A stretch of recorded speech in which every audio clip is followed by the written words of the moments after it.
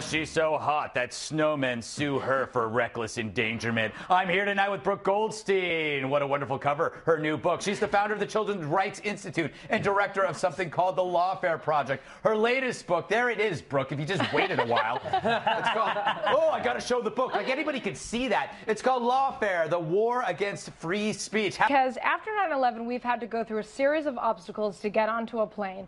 And American Airlines now is bankrupt, all right? And, you know, stewardesses are there for our safety. We have to be respectful. We have to be mindful. And it really bothers me that some celebrity would treat a woman who's there in charge of your safety with such disrespect. Or a man. Or a man, or exactly. a combination of the two. There are transgendered attendants all over the world. And I salute you in your challenges in the skies. But you know what? I want to say one point before I go to Bill. The irony about what you just said is that Alec Baldwin is a pro-union guy, and he craps all over the flight attendants who are part of the union, which is why they have labor costs, which is why AA is going bankrupt. But that's another topic for another time, perhaps another show called The Five, tomorrow at 5 o'clock. Go for it. Okay, here's my take on it. I think it's a huge misconception that the First Amendment and the Establishment Clause is there to prevent the government from engaging in religious activity. Except what happened in the school here is perfectly fine. They're saying be neutral. They're saying don't favor one religion over the other. You can have a Santa Claus, but have something else so nobody feels offensive. It's perfectly in line with the interpretations of the Constitution right now. And I'm very happy to see this. It was well thought through policy.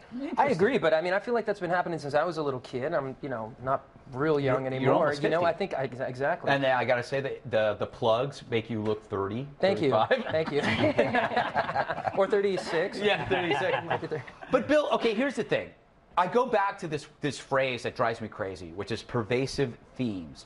So technically, what is a pervasive theme? Isn't like Sunday football a pervasive theme? Just American It's a sports? religious theme, a pervasive religious theme. They didn't say religious, and Santa's not religious. But that's the issue here.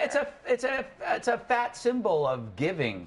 Yeah, but the whole point is, will it give the impression that the government is not being neutral, that this is a state religion? That's the whole point. And so we have all these school districts and even Supreme Courts, whether or not they can have, you know, the 10 Commandments outside. It's a case-by-case scenario. You have to examine literally the size of the Santa Claus versus the size of the cross. Let me ask you something.